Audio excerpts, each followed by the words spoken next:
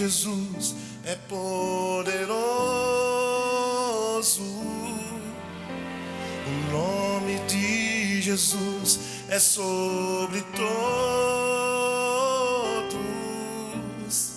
Nome mais doce, nome mais lindo, nome sublime,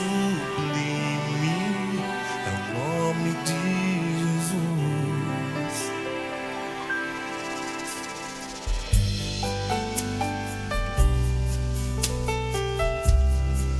Soraya Moraes.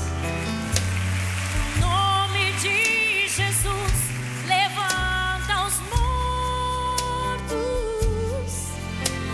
O nome de Jesus sara os feridos. Nome mais santo, nome mais puro, nome bendito é o nome de Jesus. A palavra de Deus declara: debaixo dos céus não há outro nome dado entre os homens pelo qual importa que sejamos salvos.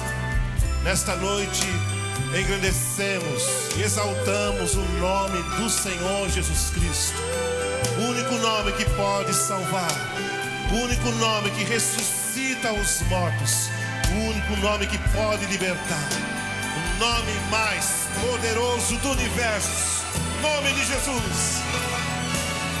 O nome de Jesus é poderoso. O nome de Jesus é sobre todos. Nome mais doce, nome mais lindo, Tão sublime sublime. é o nome de Jesus. O nome de Jesus levanta os mortos. Ele levanta. Aleluia. O nome de Jesus sara os feridos. Nome mais santo, santo, santo. Nome mais puro. Jesus. Nome bendito é o nome de Jesus. Nome mais santo, Santo, santo, santo. nome mais puro, Nome sublime, bendito é o nome de Jesus. Teu nome, Jesus.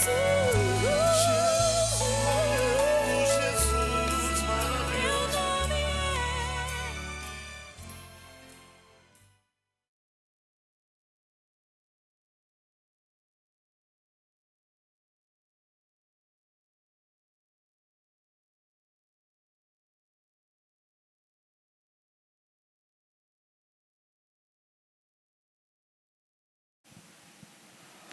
Olá, queridos, Deus abençoe vocês. Que bom estarmos juntos novamente aqui neste canal, o canal da Igreja Missionária Evangélica Maranata, no Rio de Janeiro. É uma alegria muito grande podermos compartilhar um tema muito interessante, muito atual, mas ao mesmo tempo é um tema muito desafiador. Nós estamos falando sobre ética cristã e seus desafios. Antes de nós começarmos, vamos fazer uma oração? Ore comigo, para que Deus nos abençoe através desta reflexão, deste tema tão importante. Vamos orar. Senhor, nós louvamos o Teu nome por esta oportunidade tão especial de estarmos juntos na transmissão deste estudo. Nossa oração, nossa súplica é que este querido irmão, esta pessoa que nos acompanha através deste canal seja abençoada, que de alguma forma a Tua palavra possa trazer edificação, amadurecimento, possa agregar valores em torno deste assunto que estaremos estudando, Senhor. É a nossa oração em nome de Jesus. Amém e amém. Bem, eu gostaria de fazer um breve resumo do que nós falamos na semana passada. Na verdade, nós começamos o assunto ética pela introdução. Semana passada nós falamos a respeito disso, vimos como este tema é um tema desafiador. Ética cristã. Principalmente porque existem dois conceitos que são extremamente fortes e presentes na sociedade que nós estamos vivendo. O primeiro deles é o relativismo. O relativismo prega, ensina na sua essência que não existe verdade absoluta. A verdade é a que me convém, é a que me agrada. A verdade é a que me interessa. Não existe uma verdade absoluta. Tudo é relativo. É o que diz o relativismo. Interessante que esse relativismo envolve também os conceitos bíblicos, né? O que é extremamente perigoso. Então é o princípio da conveniência, é o princípio do que eu penso. Mas aí a ética cristã, queridos, faz uma pergunta diante desse conceito. E a pergunta é a seguinte: eu ando pela minha conveniência ou eu ando por princípio? Então, se você anda por conveniência, aquilo que você faz, as atitudes que você tem, os atos que você pratica, não tem parâmetros para serem praticados, porque eles são feitos de acordo com a sua conveniência. Mas se você caminha por princípios e por valores, é interessante a gente lembrar que princípios e valores são inegociáveis, sobretudo os princípios cristãos. Mas a outra influência que é muito forte e muito presente na nossa sociedade hoje é o secularismo. O secularismo é exatamente a separação entre o que é religioso, entre o que é santo, entre o que é bíblico e aquilo que se chama de secular. Vejam que perigo essa postura, esse conceito. Ele mostra, ele prega na sua essência, ele ensina que você, na vida religiosa é uma coisa, na vida secular é outra coisa, é outra realidade. Essas realidades não se misturam. Não é isso que nós aprendemos na Bíblia Sagrada, não é verdade? Jesus disse que nós somos sal da terra, luz do mundo. Você sabe a importância da presença do sal para dar o sabor, para não estragar o alimento, não é verdade? Então o secularismo é extremamente perigoso. E esses conceitos, irmãos, pelo menos esses dois que eu quero destacar para vocês, tornam a ética cristã, a prática da ética cristã, um desafio para todos nós. E é um desafio diário. E o texto que nós escolhemos para pautar essa nossa reflexão, este nosso assunto, está na primeira carta de Coríntios, de Paulo aos Coríntios, capítulo 6, verso 12, que diz assim: todas as coisas me são lícitas, mas nem todas me convêm. Todas as coisas me são lícitas, mas eu não me deixarei dominar por nenhuma delas. Por que eu escolhi este tema? Esse versículo, porque ele mostra para a gente que existem coisas na vida que, embora não sejam pecaminosas, mas são inconvenientes, segundo o apóstolo Paulo. Não convém praticar, não convém conviver com essas coisas. E por que não convém? Talvez você esteja fazendo essa pergunta por várias razões. Por exemplo, algumas coisas não convêm porque não é o momento certo, né? Eclesiastes capítulo 3 diz que há tempo para todas as coisas debaixo do céu. Portanto, não é a hora, não é o momento, por isso não convém. Outras coisas não convêm porque nos distrai, tira o nosso foco. Já percebeu que existem coisas que roubam o seu tempo, roubam o seu foco, roubam a sua atenção? Por isso elas não convêm.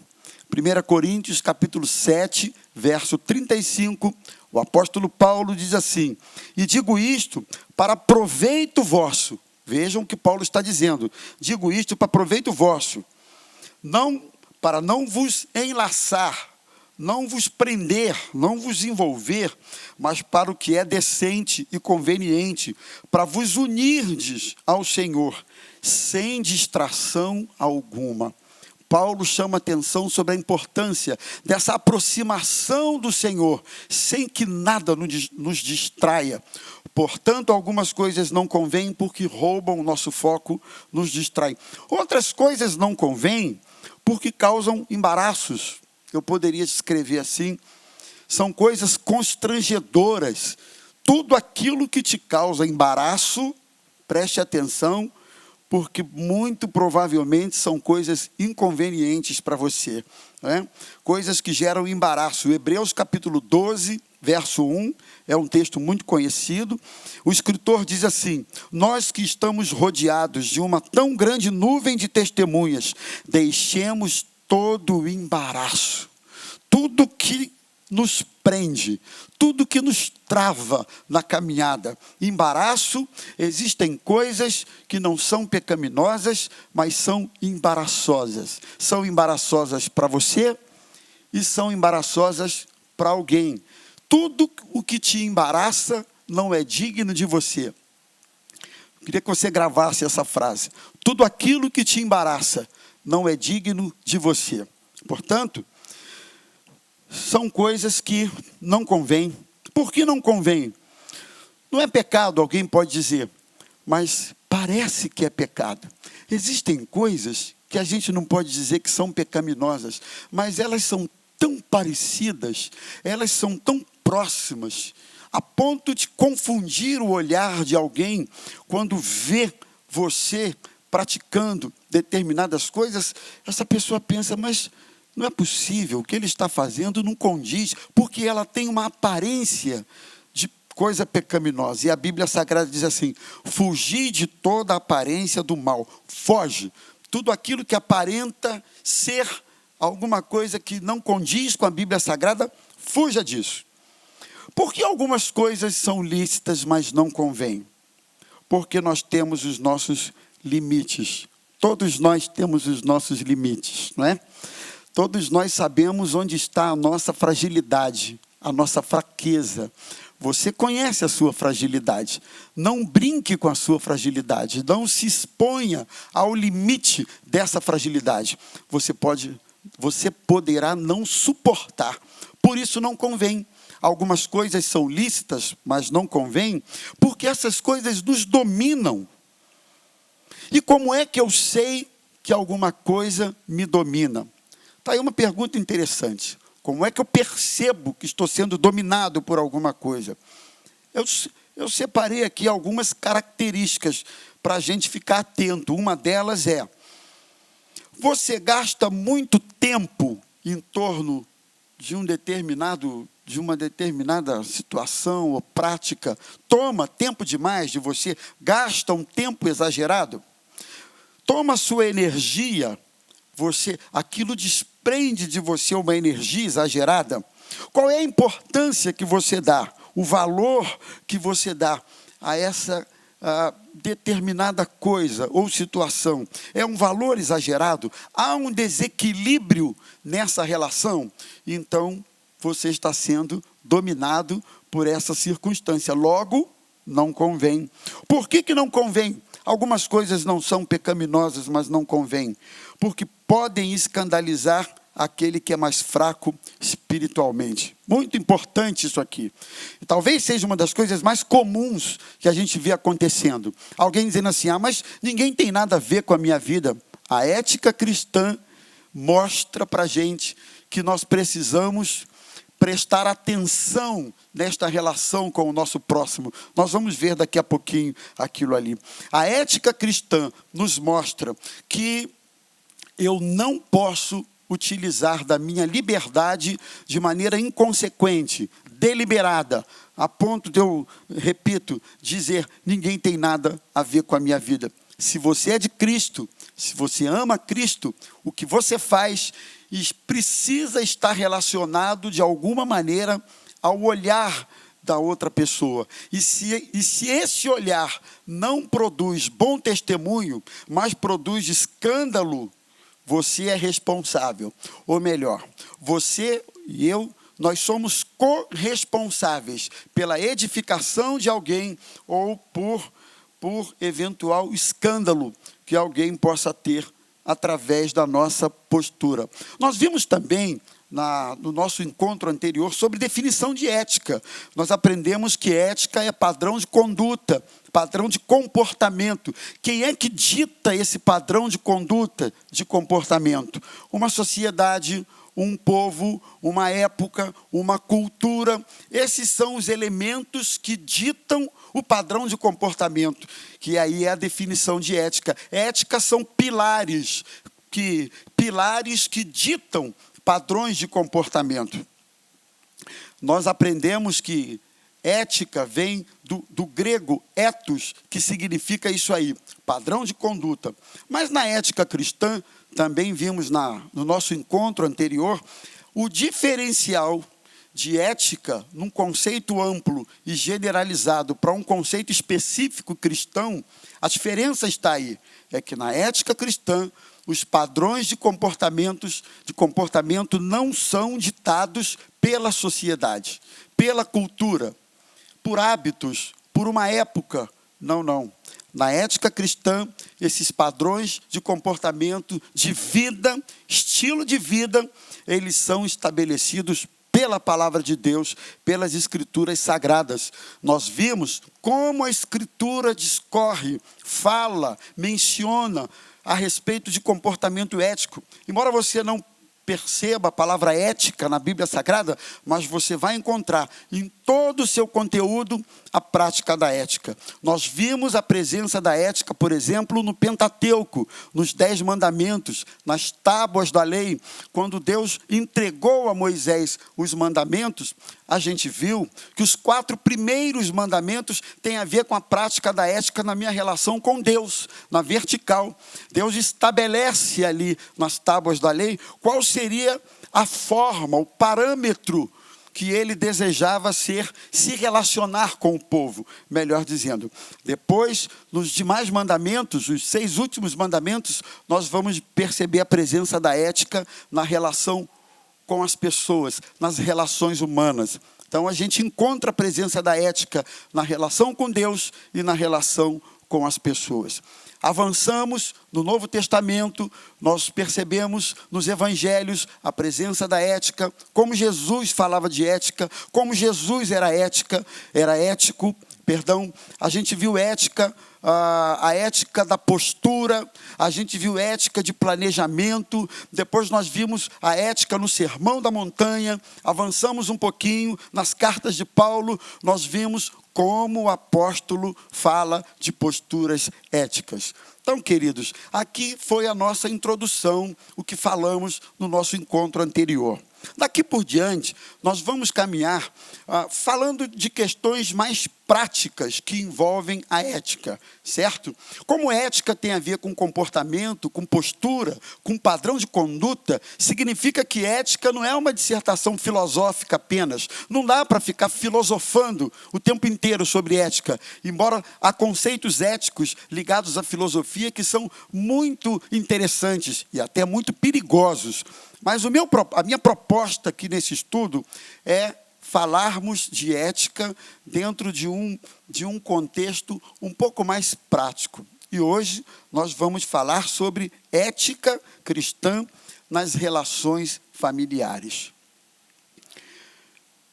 Quando eu estava estudando sobre este assunto, especificamente sobre ética cristã nas relações familiares, me ocorreu o seguinte pensamento. Talvez nas nossas relações de família, nós tenhamos o maior desafio de praticarmos a ética cristã. Isso por quê, queridos? Porque nas relações familiares, ou nessas relações, estão as relações mais íntimas. Lá nós somos conhecidos. Na família você não pode disfarçar. Você não pode usar máscaras.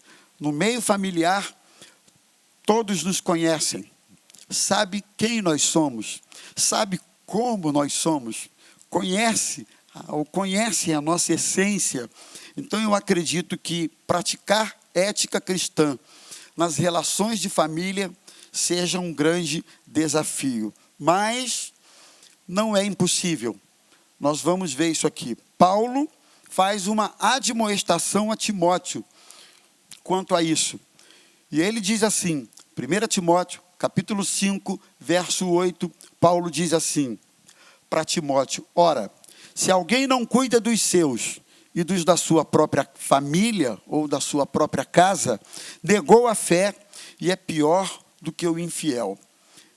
Paulo faz uma admoestação. Admoestar significa aconselhar, orientar, alertar, recomendar. E o apóstolo Paulo, então, faz essa recomendação sobre a importância de nós cuidarmos da nossa família. E este cuidado que Paulo se refere não é apenas o cuidado ligado à área material, certo? A provisão de sustento material. Paulo não está falando apenas disso. Esses cuidados, eles se justificam, primeiro, pelo nosso testemunho cristão, não é? Não faz sentido alguém que é de Cristo negligenciar relações familiares, como que não dando importância para a sua família. Não faz sentido. O nosso testemunho cristão também é visto, lido, através da nossa relação com os nossos familiares. Segundo, é importante essa atenção à família por conta do próprio compromisso que nós precisamos ter com os nossos familiares. Portanto, a ética nas relações familiares envolve alguns aspectos que eu quero pensar com vocês nesta oportunidade. O primeiro deles é que ética cristã na família envolve amar incondicionalmente. Talvez algumas pessoas digam, irmãos, eu vou entender, eu vou respeitar. Talvez algumas pessoas digam, mas amar incondicionalmente, isso é possível? É. Eu quero lembrar você que o Evangelho nos propõe valores, nos propõe conceitos que andam absolutamente na contramão dos valores normais da sociedade. Os valores do mundo, os valores do Evangelho nos desafiam o tempo inteiro. Você não vai encontrar na Bíblia Sagrada, você não vai encontrar Jesus propondo valores que alguém diga assim, isso é fácil, isso aqui eu sigo sem problema algum, sem dificuldade alguma. Você não vai encontrar. Porque as propostas do Evangelho, a proposta do reino, as propostas do reino são propostas que nos desafiam o tempo todo. Como é que se ama incondicionalmente? Primeiro, decidindo continuar amando. O amor é mandamento. Mandamento não se questiona, mandamento se obedece, não é? E para isso você tem que decidir diariamente continuar amando a sua família. São muitas as coisas que acontecem para gerar desgastes na relação familiar. São muitas situações, são conflitos, são problemas de todos os tipos, de toda a ordem. Por exemplo, agora nós estamos neste tempo de pandemia, de isolamento social, o convívio das pessoas internamente, em casa, está sendo mais intenso, contínuo, logo os conflitos, os atritos acabam acontecendo com maior frequência, então é um desafio, são muitos os fatores que colaboram para você deixar de amar o seu familiar, mas você precisa tomar essa decisão. Segundo, a gente ama incondicionalmente na medida em que a gente respeita as diferenças, né? Eu coloquei isso aqui porque eu acho importante, porque num contexto familiar, embora seja o mesmo sangue que corra nas veias, mas a gente é diferente, né? Marido é diferente de esposa, ou o pai é diferente de filho, um irmão é diferente do outro, cada um tem o seu temperamento, mesma criação, mesma casa, mesmo contexto, mesmos valores são transmitidos a 2, 3 irmãos, no entanto, eles são tão diferentes. E a gente precisa aprender a respeitar essas diferenças. Alguém disse que as diferenças nos completam. As diferenças enriquecem os relacionamentos. Então a gente precisa prestar atenção, porque para você conviver bem com alguém da família ou com alguma pessoa, não precisa necessariamente que esta pessoa seja igual a você. Como é que a gente pode amar incondicionalmente, se queremos praticar ética cristã nos relacionamentos familiares, respeitando escolhas que nos entristecem? Como pastor há alguns anos, eu tenho presenciado muitos relatos de pessoas que são profundamente machucadas, porque alguém próximo da família tomou decisões que lhe entristeceram o coração. E eu me lembro do exemplo do filho pródigo. Aquele filho, a parábola do filho pródigo. Aquele filho que chegou para o pai, ainda em vida, e disse: me dá a herança que me pertence, me dá o que é meu, e eu vou embora, eu quero ir embora de casa. E o pai não discutiu, o pai não questionou, deu a herança, ele foi embora, viveu dissolutamente. Mas uma das coisas que me chama a atenção, e eu quero destacar para você aqui, é que o pai respeitou, embora seu coração de pai certamente tenha ficado triste, embora o texto não mencione isso, mas é muito razoável a gente discernir que o coração daquele pai ficou triste sim. Qual pai não ficaria, vendo que o filho pediu a herança e foi embora, rompendo relacionamentos, mas ele respeitou. Então é importante, mesmo que alguém fira você, mesmo que algum familiar tome decisões que entristeçam você, você precisa aprender a respeitar. Você precisa aprender a conviver. Eu não estou dizendo concordar, não estou dizendo aceitar, eu estou dizendo respeitar, o que é um desafio. Há diferença entre respeitar uma decisão e concordar com ela. Então, se nós queremos amar condicionalmente a família, ter relações familiares saudáveis nas bases do amor, você vai ter que conviver com decisões que alguém próximo a você tomou, que entristeceu você, mas que você vai precisar respeitar, não é? Segundo lugar, prática da ética cristã nos relacionamentos familiares envolve diálogo. Eu também quero expor esse ponto aqui para você. Muitas pessoas não sabem, mas eu vou te falar. Estatisticamente falando, números, pesquisas mostram que um dos maiores problemas de conflitos familiares está na questão da comunicação. Sabia disso? Do diálogo. Muitas pessoas não sabem ter diálogo. Eu diria, inclusive, queridos, que muito mais ainda neste tempo que nós estamos vivendo, não é?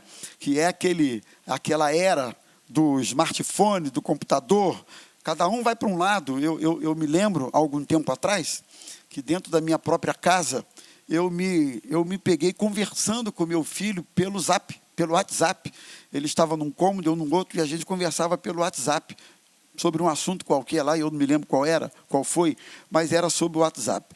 E depois de alguns minutos de conversa, parece que a ficha caiu, e eu pensei assim: meu Deus, mas meu filho está aqui dentro de casa, não faz sentido conversar pelo WhatsApp. Eu desliguei aquilo, fui lá, eu já me peguei até nesses tempos em que ligação de operadora para operadora não paga nada, eu me peguei já até ligando para o meu filho no outro cômodo de dentro de casa.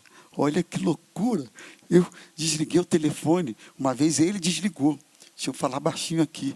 E veio falar comigo e disse: ô pai, que história é essa de você me telefonar dentro de casa? E a ficha caiu. Você vê que coisa? Comunicação. Como está a nossa comunicação? Alguém disse que comunicação eficiente é aquela em que você transmite o recado E uma vez transmitido o seu recado, pronto, essa comunicação foi eficiente. Mas não é verdade. Eu aprendo nos princípios de comunicação que comunicação eficiente é aquela em que você se faz entender. Você é responsável, sim, pelo que o outro entende daquilo que você está falando. Se não, queridos, seria muito fácil. Eu falo alguma coisa, pressupondo que estou dizendo o que estou dizendo, e se o outro entendeu diferente, o problema é dele. Não é verdade. É preciso que haja uma comunicação saudável, aberta, transparente, diálogo. A melhor forma de se dialogar, naturalmente, a mais comum que nós conhecemos, é a verbalização dos sentimentos, daquilo que pensamos, daquilo que nos agrada, daquilo que sentimos. Quando verbalizamos esses sentimentos, alguém disse, esta é a forma mais eficaz de comunicação. Mas é importante a gente ressaltar ainda que a comunicação possui muitas outras formas de linguagem, não é? O olhar comunica. O silêncio comunica. Aliás, determinado silêncio, em determinadas ocasiões, eles comunicam como poucas outras coisas, não é? Então, o olhar comunica. Gestos representam uma forma de comunicação. E assim por diante. Eu pergunto para você, como está o seu diálogo na sua família? Como está a sua comunicação? A gente sabe que no convívio familiar existem várias etapas, não é? Que as pessoas estão envolvidas. Comunicação com filho adolescente, por exemplo, talvez exija maior atenção, maiores cuidados. Comunicação numa fase problemática de vida, num contexto difícil, talvez exija também outros cuidados. Comunicação com filho casado, comunicação com pais idosos. A comunicação precisa se adequar aos mais variados momentos que nós estamos vivendo ou envolvidos. Se você não adequa a sua comunicação, você será um emissor de mensagem ineficiente, ineficaz. O receptor, aquele que está do outro lado, recebendo uma mensagem sua, ele não vai conseguir entender o que você está querendo dizer. Portanto, diálogo não é importante. Amar incondicionalmente é importante nas relações familiares, se queremos praticar ética cristã nessas relações. Segundo, diálogo, comunicação é importante nas relações familiares. Terceiro, se queremos ter relações familiares eficientes, praticar a ética cristã, nós precisamos entender que isso envolve perdão. A Bíblia fala de perdão. Os evangelhos falam de perdão. Jesus fala de perdão. As cartas paulinas falam de perdão. Colossenses capítulo 3, verso 13, o apóstolo diz assim: sejam amáveis e prontos para perdoar. Jamais guardem rancor. Lembrem-se que o Senhor os perdoou. Portanto, vocês devem perdoar uns aos outros. Irmãos, lembra do que falei? O Evangelho nos propõe conceitos que nos desafiam o tempo todo. Pois bem, este aqui é um desses. Perdão. O perdão não é o que a sociedade estimula você a fazer. Não é. O que a sociedade estimula você a fazer, lembra? Ética, no conceito mais amplo, é padrão de comportamento dito pela sociedade. Ética cristã, num conceito mais específico, é padrão de comportamento estabelecido pela Bíblia Sagrada. E a Bíblia Sagrada estabelece que eu preciso perdoar o meu próximo. Preciso perdoar. Onde há perdão, cessa o conflito. Onde há perdão, cessa a mágoa. O perdão é um dos maiores desafios na área dos relacionamentos. Eu quero deixar para você algumas dicas a respeito de perdão. Uma delas, decidir perdoar. Perdão tem a ver com decisão. Eu decido que vou perdoar. Perdão não tem a ver com sentimento, né? na maioria das vezes, nós não estamos envolvidos num sentimento favorável ao perdão. O sentimento que nos envolve quando somos atingidos, quando somos feridos, normalmente é um sentimento de vingança. Vingança é um sentimento de repulsa, de não querer ver mais a pessoa, de não querer conversar mais com ela, de não querer mais estar perto da pessoa. Normalmente, este é o sentimento. Por isso, eu preciso decidir no meu coração perdoar, porque o perdão liberta. Uma outra dica interessante sobre o perdão, sabe qual é? Verbalize o perdão. Existem pessoas que gostam ou que tentam pedir perdão de muitas formas, né? Com gestos.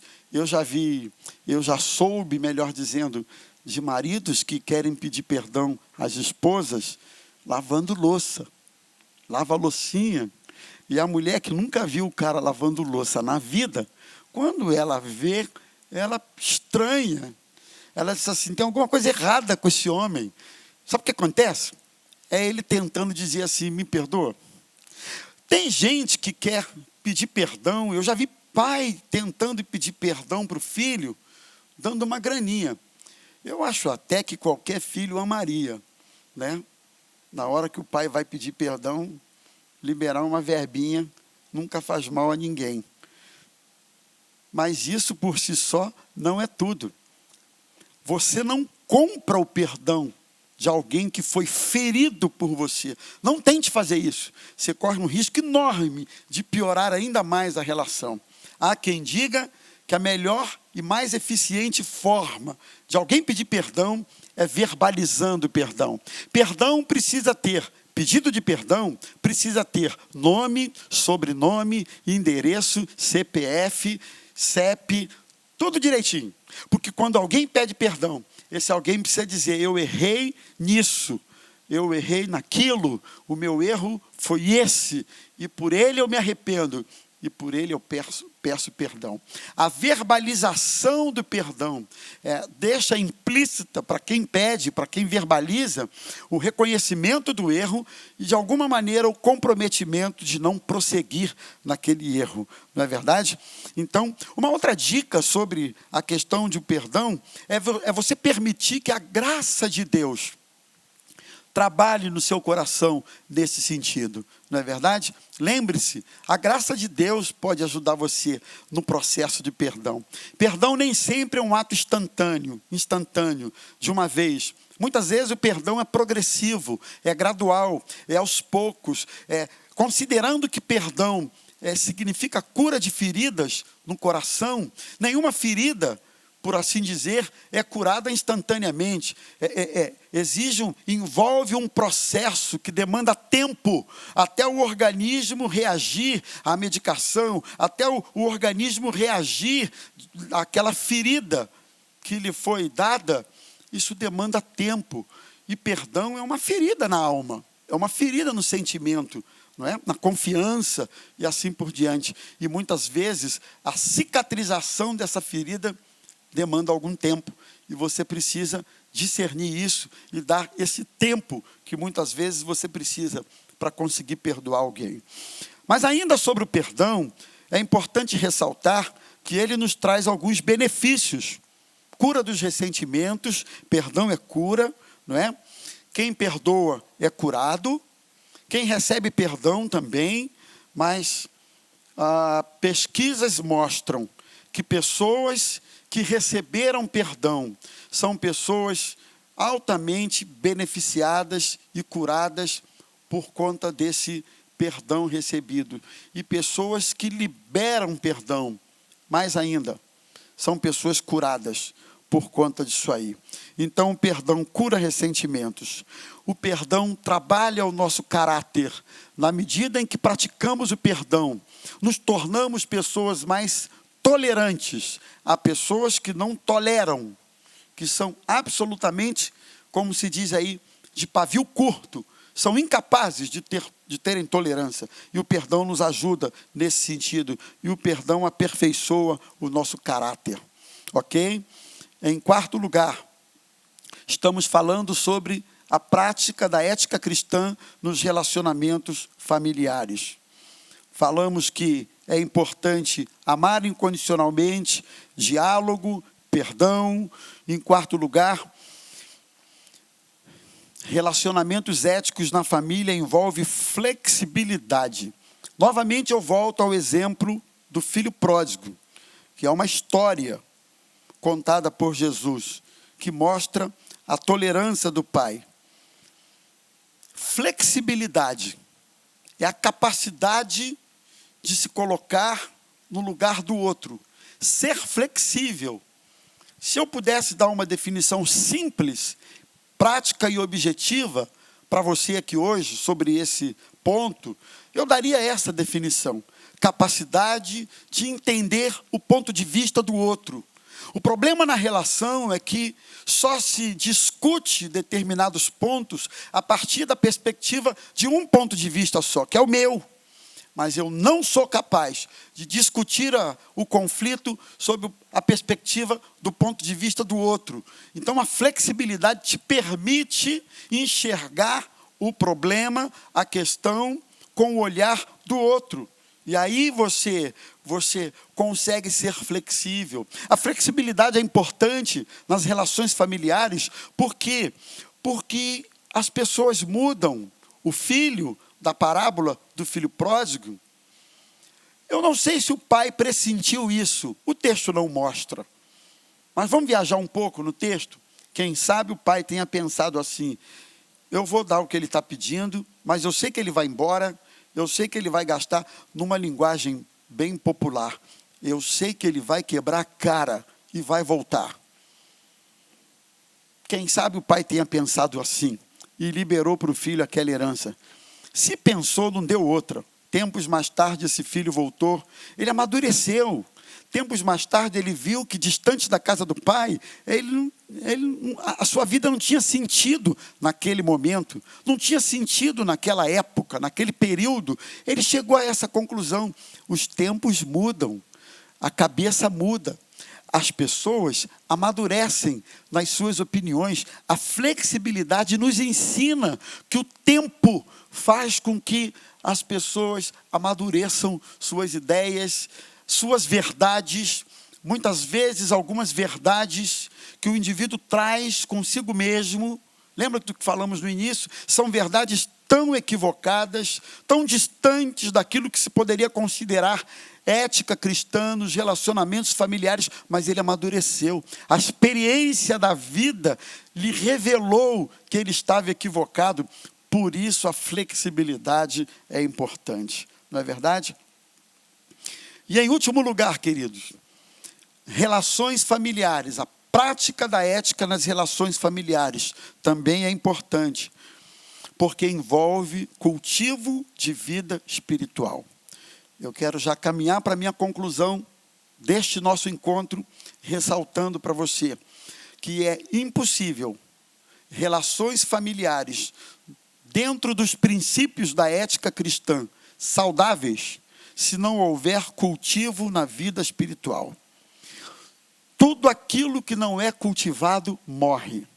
Uma planta morre, um organismo vivo morre, o corpo humano morre, relações morrem e vida espiritual morre. Se você não cultivar, morre. Então, nas relações de família, é importante que um ajude o outro na oração, na leitura da Bíblia, não é? Na prática daquilo que se conhece das Escrituras. Eu gosto do que Jesus nos ensina, o alerta de Jesus sobre pessoas insensatas e dois tipos de fundamentos. Jesus disse assim: todo aquele que ouve as minhas palavras e não pratica, será comparado ao homem insensato que edificou sua casa sobre a areia. Veio a tempestade, os ventos sopraram, os rios transbordaram, bateram com ímpeto contra aquela casa, e ela caiu, e a sua ruína foi grande. E todo aquele que ouve essas minhas palavras e pratica, será comparado ao homem sensato, prudente, que edificou a sua casa sobre a rocha. Veio a tempestade, veio a chuva, os rios transbordaram, bateram com ímpeto contra aquela casa, e ela não caiu, permaneceu firme, porque ela estava edificada sobre a rocha. Eu gosto tanto desse alerta de Jesus, porque ele fala de praticar a palavra. Homem insensato nada mais é do que aquele homem que ouve, que conhece, mas que não pratica. Se você não pratica, eu vou te dizer, essa palavra não terá efeito algum sobre a sua vida. Ou melhor, ela vai ter um efeito de responsabilizar você por aquilo que você conhece, mas não pratica. Não é verdade? A bem-aventurança maior não está em conhecer, mas em praticar esta palavra. E todo aquele que conhece e pratica, todo aquele que conhece e guarda, todo aquele que conhece e tem prazer nesta palavra, ele é comparado àquele homem cuja casa está firmada num rochedo. As circunstâncias são as mesmas para os dois tipos de pessoas, mas a diferença é brutal, ou melhor, é vital. Quem pratica está firmado em Cristo. Se você conhece a palavra e pratica a palavra, eu vou lhe dizer, a presença da ética nas relações familiares não será uma utopia na sua vida, mas será uma realidade. A presença da ética cristã no seio da família não será uma coisa distante, impossível, mas será uma realidade que você vai poder viver diariamente na sua vida. E eu quero ainda, dentro da ideia, dentro do conceito, da necessidade de cultivarmos isso, eu quero citar aqui um exemplo que eu sempre guardo comigo, que é o exemplo de uma árvore, a maior árvore que existe, que é a sequoia, né? Tem registros de sequoias de 85 até 115 metros de altura. O diâmetro dessa árvore chega a 12 metros. A casca da sequoia pode chegar a 60 centímetros de espessura. É uma árvore de respeito. Você sabe o que é que derruba a sequoia? Sabe o que é que derruba a sequoia? Eu vou te dizer. Pequenas pragas que se instalam na árvore. E muitas vezes as pragas se instalam sem que ninguém perceba, sem que o olhar mais desatento note, sem que uma pessoa passando perto veja, porque a praga está lá. Ela começa pequenininha, não é? Inofensiva, mas daqui a algum tempo ela vai corroendo as bases da árvore, a raiz da árvore, ela vai corroendo, ela vai corroendo, ela vai corroendo. Daqui a algum tempo, a raiz da árvore, a base da árvore está completamente comprometida e aí você derruba uma sequoia facilmente. Uma árvore grande, a maior que tem, espessa, mas que pode ser derrotada por pequenas pragas. O que isso nos ensina? Essa ilustração simples, mas muito interessante. Que as pequenas coisas podem deteriorar, podem corroer a ética nas relações familiares na sua casa. Não deixe que isso aconteça. Peça ao Senhor ajuda para você praticar isso no seu lar.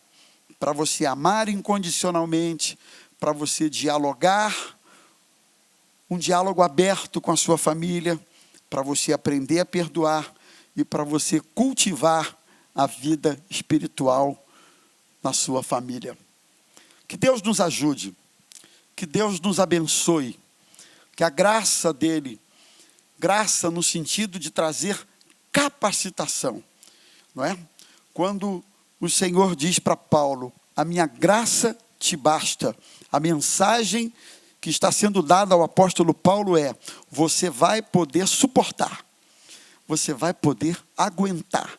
Então, graça é essa capacidade de fazer aquilo que dentro de uma estrutura humana normal, sem a presença do Espírito Santo ou sem os valores da palavra, eu não conseguiria. Mas se você tem a presença do Espírito Santo e você tem os valores da palavra, essa graça estará atuando sobre a sua vida de maneira tão intensa que nem você mesmo, eu creio, vai se reconhecer diante de algumas atitudes e posturas que você vai tomar. Que Deus nos abençoe. Na próxima semana, querendo Deus, aqui neste mesmo canal, nós vamos ter mais um encontro e nele nós vamos falar sobre ética ou a prática da ética cristã na coletividade, como igreja. Vamos falar da prática da ética cristã nas relações entre irmãos e nas relações entre liderança, líderes de um modo geral. Que Deus nos abençoe, que você tenha aí um dia abençoado, um momento abençoado, que a sua família seja abençoada, no nome de Jesus. Vamos orar? Permita-me orar por você nessa ocasião, nessa oportunidade. Vamos orar. Não fique duvidando do que foi dito, achando que está muito distante de você, não. Isso aqui precisa ser um alvo a ser perseguido. Quando a gente lê e se debruça sobre algum conteúdo que a gente vai compartilhar, até a gente mesmo fica pensando, meu Deus, como eu preciso? Como eu também estou distante disso. E eu quero dizer para você que eu me enquadro nisso aqui.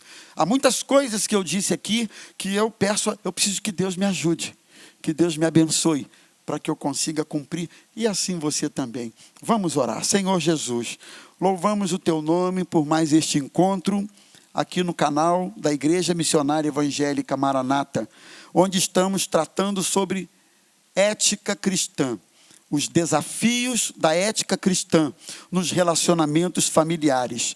E nós Te apresentamos tudo que foi dito, tudo que foi compartilhado, a conversa que tivemos. Nós Te pedimos, ó Deus, ajuda-nos a não sermos apenas ouvintes da Tua palavra, muitas vezes enganando-nos a nós mesmos, mas ajuda-nos a sermos praticantes da Tua palavra, Senhor, a começar por mim, pela minha família, pela minha casa, pela minha vida. Ajuda-me a praticar a Tua palavra. Ajuda esse meu irmão, esse querido que está nos acompanhando nesta transmissão, a viver o que está sendo proposto aqui, Senhor. Não por mim, mas é a proposta da Tua palavra, e nós precisamos viver a Tua palavra. Então, com a Tua graça, com a Tua bênção, com a presença do Teu Espírito Santo, certamente esses valores não serão utopia, não serão conceitos distantes, mas serão vida dentro do nosso lar. Muito obrigado por esta oportunidade. Abençoa esse meu irmão, eu Te peço em nome de Jesus. Amém e amém. Deus abençoe você e até o nosso próximo encontro, em nome de Jesus.